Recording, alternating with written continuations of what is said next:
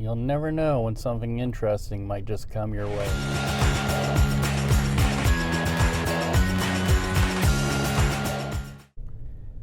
When we started doing our work today, we came across this bar, which is very interesting, has an interesting history.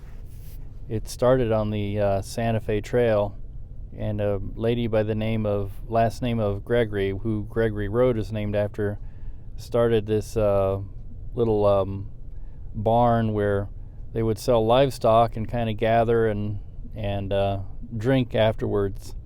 And it eventually became Percy's Bar.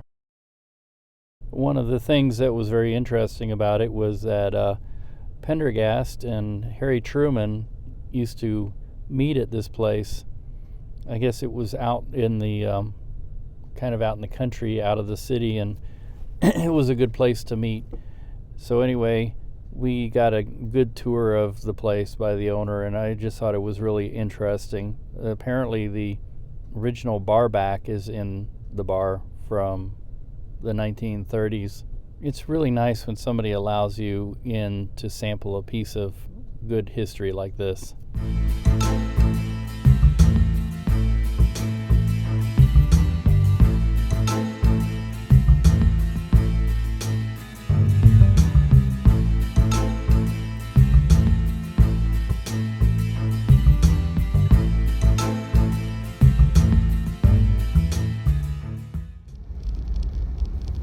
Hey, how you doing? Well, it is a little warmer now.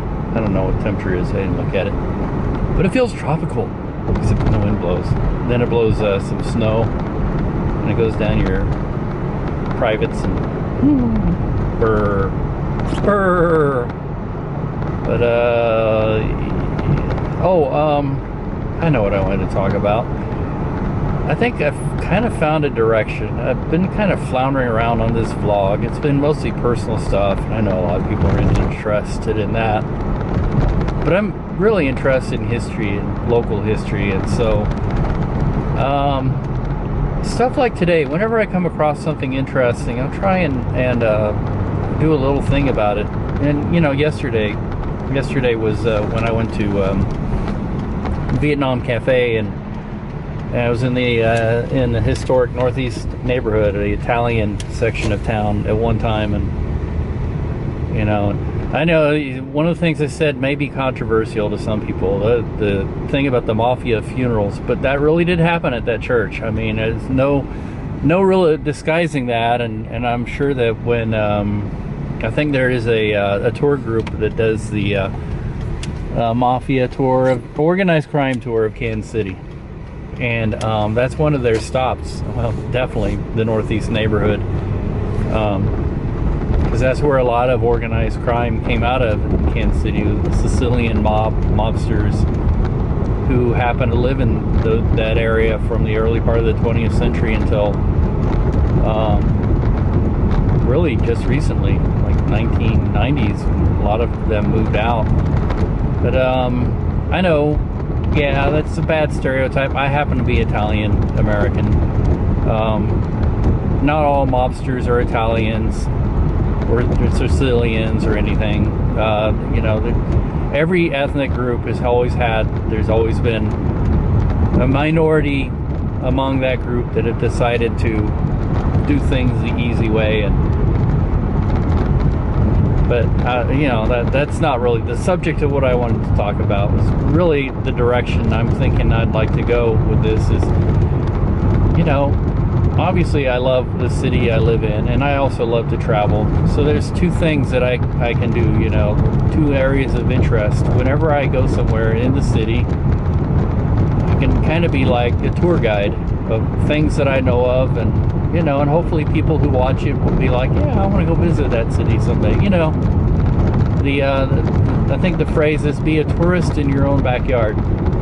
And I would invite other people to do the same, follow the same example, and show what's good about your town or your city. Things that are interesting. Maybe, unfortunately, a lot of people who live in oh, here's an interesting area right here. Interrupt. This is the west side. This is the ethnically Hispanic part of town, and there's a really good Mexican restaurants here. And the west side is also the neighborhoods that surround this area, and up to the north of this part is a road called Cesar Chavez. And typically, if you see Cesar Chavez Boulevard, that's a tip-off as to the ethnicity of the neighborhood around there. And I believe a lot of Hispanics came to this area because of railroads. Railroads during the 20th century, early parts of the 20th century, were looking for people to work on the maintenance gangs, track gangs and stuff. And they had hired a lot of Mexican immigrants. And these days we're trying to say a lot of bad things about and stereotype immigrants, especially with our current administration. You know, you can see me gritting my teeth. Enough said on that. If it wasn't for a lot of immigrants who came to this country, some forced here and some came here for better, well, most came here for better, greener pastures, we wouldn't have the country that we have. And to try to say that the immigrants are to blame for our problems, I mean, there's been a lot of groups who've tried to pull that nonsense. Let's just put it this way. During World War II, the Nazis decided to blame and stereotype a lot of people, the Jews namely among them. And when they did that, they essentially destroyed themselves. They lost the war because they couldn't see the fact that certain ethnic groups contributed greatly to their culture and to their sciences. And look it up. Look at all the a lot of the rocket scientists, the nuclear scientists who came to this country fleeing Nazi Germany and brought that technology. The Germans could not get ahead in technology because they sent their best minds out of the country, because they just so happened to be one ethnic group or another that the idiot racists didn't like, and were actually actively hunting down and killing in their concentration camps. You know, it's something to think about. America is a great country because of the diversity and all the immigrants who come here. And for people to say stupid things and get themselves elected, again, I could go on forever on that. And, you know, you can see how easily I get distracted. Yeah, so Kansas City is a great city, great Midwestern city. We've had a lot of ethnic groups. We have very interesting history, and the diversity is what makes this city great. And so yeah, passing through downtown here on Broadway, and Bartle Hall to the right, which is big convention center downtown, and the church with the golden dome on the top, that is the big Catholic cathedral, Immaculate Conception. It's like drawing a blank. It's not that I didn't know it, it's just I couldn't say it. You know how that goes. That's the where the bishop for the local diocese is, and that's his home office. And I think they do mostly in that church, they do a lot of concerts and things. You know, they do a lot of cultural events in that church. It's probably one of the biggest, very pretty Catholic church. I think Redemptorist Church is one of the prettiest Catholic churches in the area, and Redemptorists are typically known for being immigrant churches, speaking of immigrants and immigrant history. And so when a lot of immigrants came to live in this area, they would go to Redemptorist, which is at 33rd and Broadway.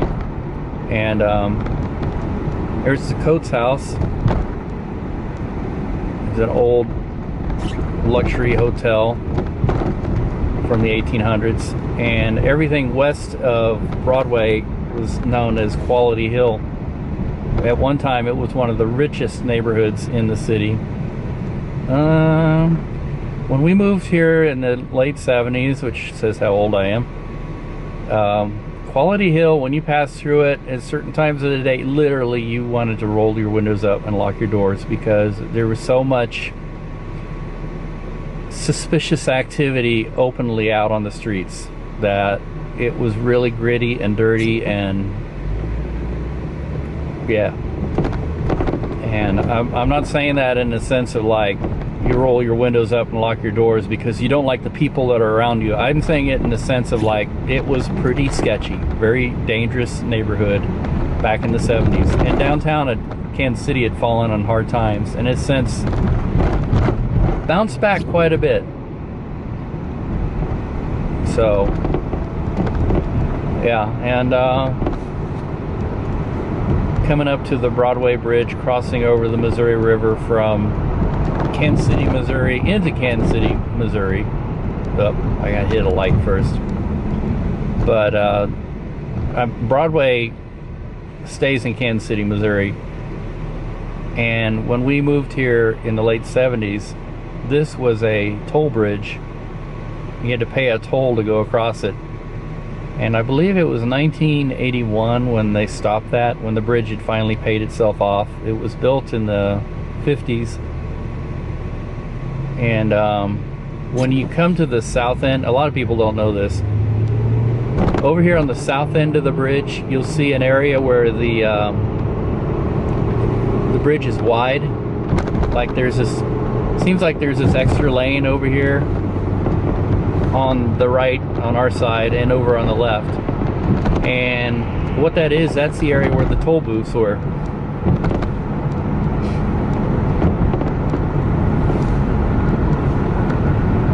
And Kansas City International Airport, which is way up north on I-29, was built in the 70s.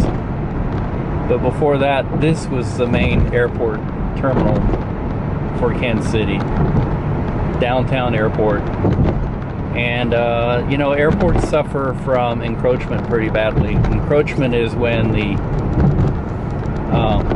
urban area is built up around the airport, and that's why airports tend to be, when they build new ones, they tend to be out in the middle of nowhere, because, you know, several things, several factors. I mean, look at the old terminal building. I don't know if you can see it on the video, but you know, that's like what, 1940s. But the about encroachment, one is airplane noise, air traffic noise as it goes over residential areas or whatever.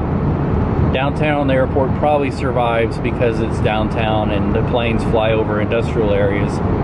But it's not uncommon for airports to have neighborhoods spring up all around them, and then the neighbors start complaining. You know, the typical NIMBY, oh, I know I moved in next to an airport, but do we have to have the planes flying over? And then, you know, next thing you know, the airport shut down, and a lot of the economic vitality of the area goes out the window too. So that's one thing. And the other thing is, they don't like at the end of runways for there to be lots of population, for obvious reasons. If there's an accident or something, the airplane is going to go into a populated area and make the accident worse.